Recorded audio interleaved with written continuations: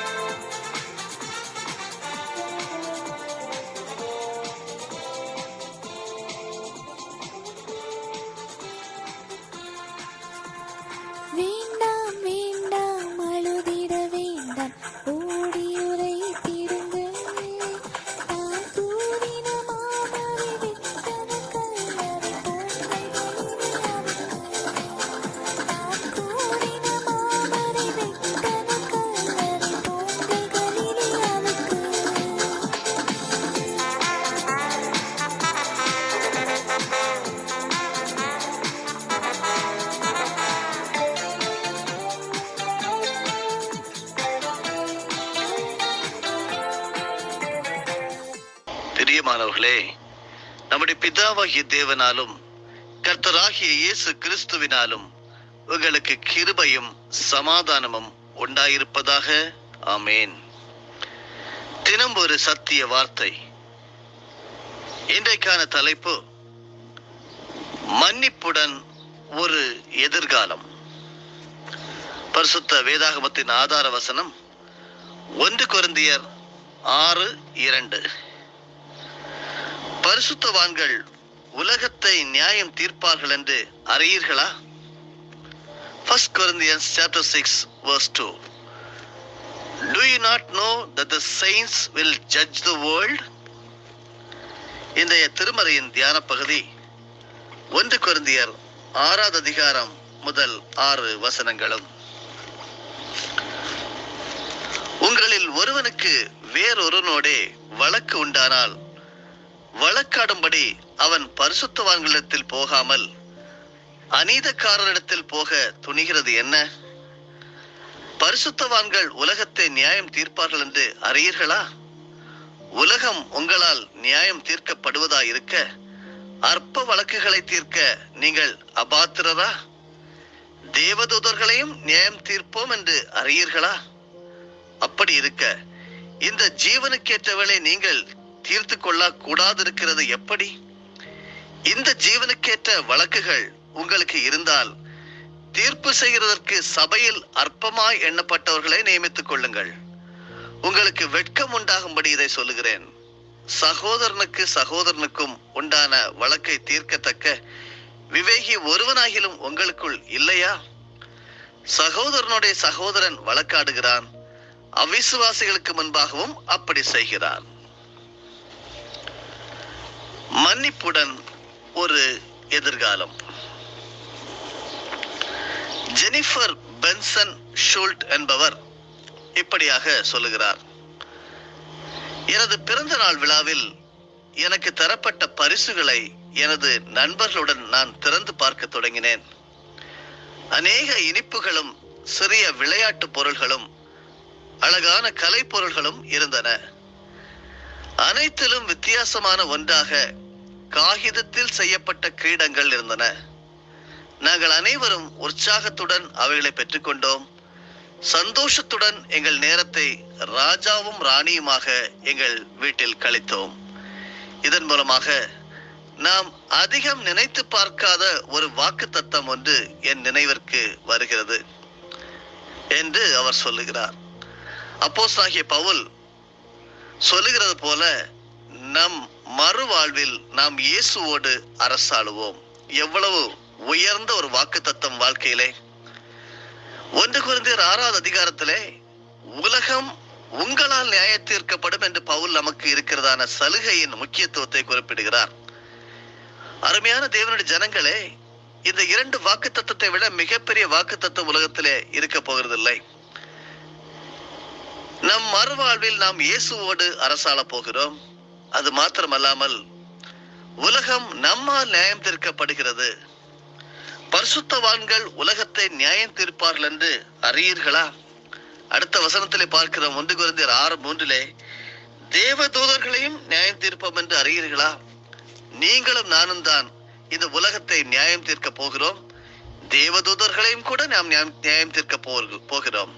இப்படிப்பட்ட உயர்ந்த வாக்கு தத்தம் நம்மை படைத்து நம்ம ஆண்டவர் நமக்கு தந்திருக்கிறார் என்றால், அதை விட இந்த உலகத்தில் நாம் வாழும்போது இயேசு கிறிஸ்துவை நம்பி, இயேசு கிறிஸ்து எனக்காக மரித்தார், அடக்கம் பண்ணப்பட்டார், பாதாளத்தில் இறங்கினார், 3ஆம் நாள் எனக்காக இன்றும் உயிர் தெழுந்திருக்கிறார் என்கிற அந்த வேத சத்தியத்தை, அந்த காஸ்பல், அந்த சுவிசேஷத்தை நீங்கள் விசுவாசிப்பில்லானால் நீங்கள் ராஜா அல்லது ராணியாக இந்த உலகத்திலே வாழ முடியும்.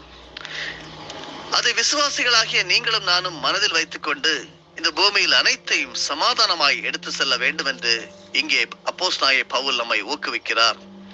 அருமையானவர்களே, பரிசுத்த ஆவிக்கு இடம் கொடுக்கும் போது சமாதானத்தை உண்டு பண்ணுகிற சுய கட்டுப்பாடு, பொறுமை, நிதானம் ஆகியவற்றை நமக்குள் அந்த பரிசுத்த ஆவியானவர் நிச்சயமாக நமக்கு பிறப்பிக்க பண்ணுவார்.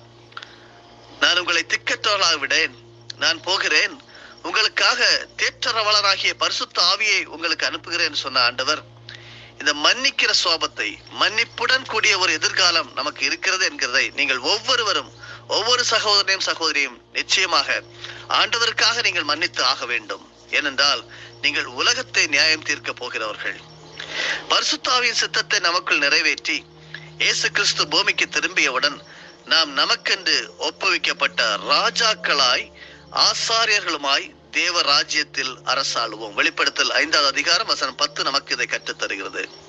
தங்க கிரீடத்தில் வைக்கப்பட்டுள்ள வைரத்தை போல வேதாகமத்தில் பிரகாசிக்கும் இந்த வாக்கு தத்துவத்தை பற்றி கொள்ள வேண்டும். அருமையானவர்களே, மன்னிப்புடன் கூடிய ஒரு எதிர்காலம் நமக்காக காத்து கொண்டிருக்கிறது. இப்படிதான் 1994ஆம் ஆண்டு தென்னாப்பிரிக்கா தேசத்தின் அரசு நிறவெறி, அதாவது அபர்தாய்டு அமைப்பில் இருந்து ஒரு புதிய ஜனநாயக திட்டத்தை அமல்படுத்தியது.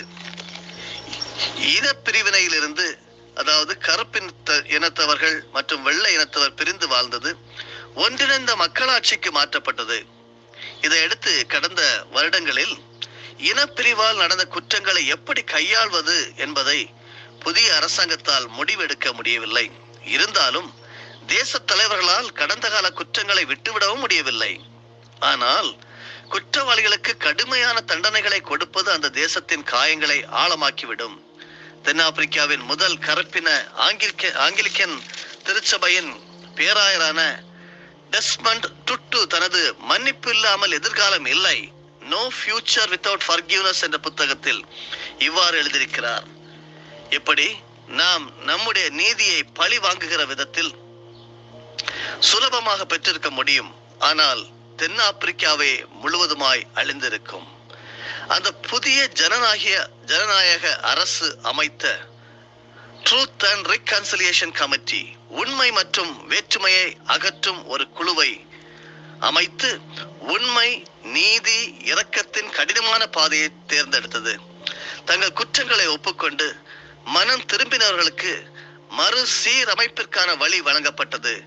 தைரியமாக உண்மையை எதிர்கொண்டதால் அந்த தேசத்தால் குணமடைய முடிந்தது.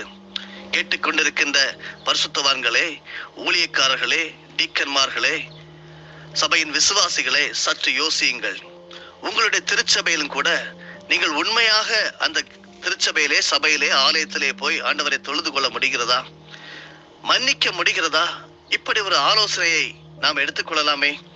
ட்ரூத் அண்ட் ரிகன்சிலியேஷன் கமிட்டி, அதாவது உண்மை மற்றும் வேற்றுமையை அகற்றும் ஒரு குழுவை நீங்கள் உங்களுடைய சபையிலே அமைக்கலாமே. உண்மை, நீதி, இரக்கத்தின் கடினமான பாதையை தேர்ந்தெடுத்தது. தங்கள் குற்றங்களை அவர்கள் ஒப்புக்கொண்டு மனம் திரும்பினவர்களுக்கு மறுசீரமைப்பிற்கான வழி வழங்கப்பட்டது. தைரியமாக உண்மையை எதிர்கொண்டதால் அந்த ஆப்பிரிக்க தேசம் குணமடைந்து முடிந்தது.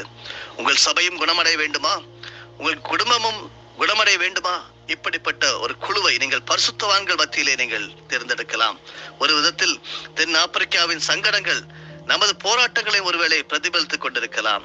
நீதியையும் இரக்கத்தையும் பின்தொடர நாம் அழைக்கப்பட்டிருக்கின்ற அறிவையானவர்களே, மிக 6வது அதிகாரம் வசனம் 8 இப்படிதான் சொல்லுகிறது.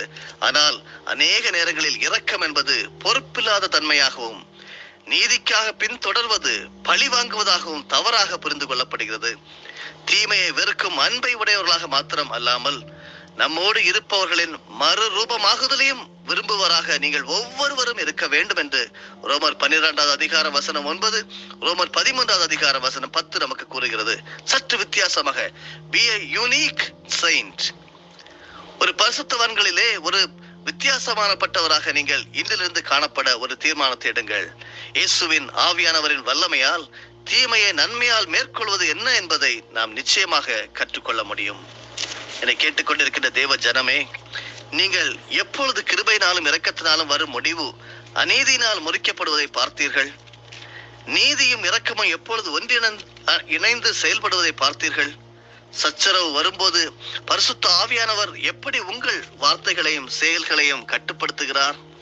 உங்களை சுற்றி இருப்பவர்களை இது எவ்வாறு பாதிக்கிறது?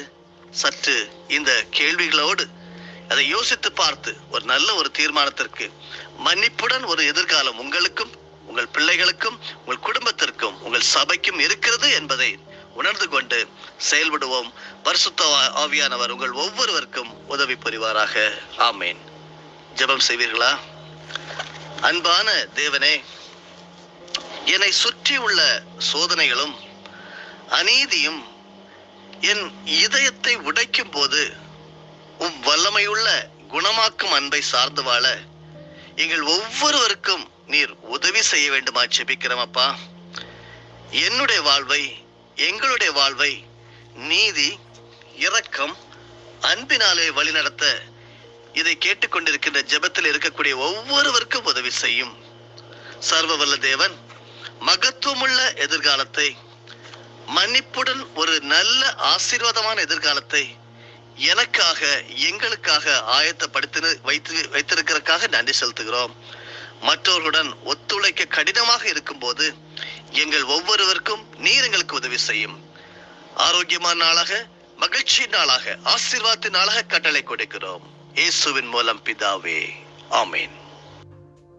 என் ஆத்துமாவே கர்த்தரை ஸ்தோத்தரி, என் முழு உள்ளமே அவருடைய பரிசுத்த நாமத்தை ஸ்தோத்தரி.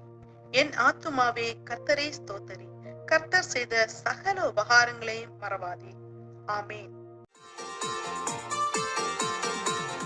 அண்ணா காய்பாரிய சங்கம் அதிரடி கொள்ளுகின்றார். பூத கணங்கள் இடியொலி கண்டு பயந்து நடுங்குகின்றார். பூத கணங்கள் இடியொலி கண்டு பயந்து நடுங்குகின்றார்.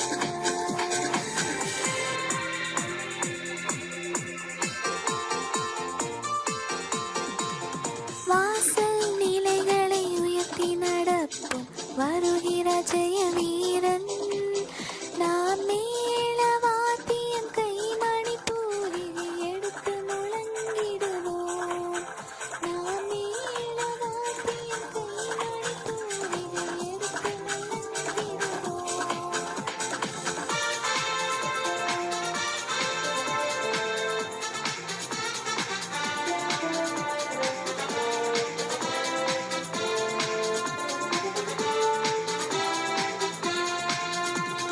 கீதம் கீதம் ஜெய ஜெய கீதம் கை கட்டி பாடிடுவோம்.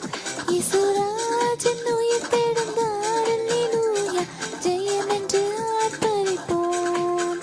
இசுராஜன் உயிர் தெழுந்தார், அல்லேலூயா ஜெயம் என்று ஆர்ப்பரிப்போம். நம்முடைய ஆண்டவராகிய இயேசு கிறிஸ்துவின் மூலமாக உங்களை நாங்கள் மனமாற ஆசீர்வதிக்கிறோம்.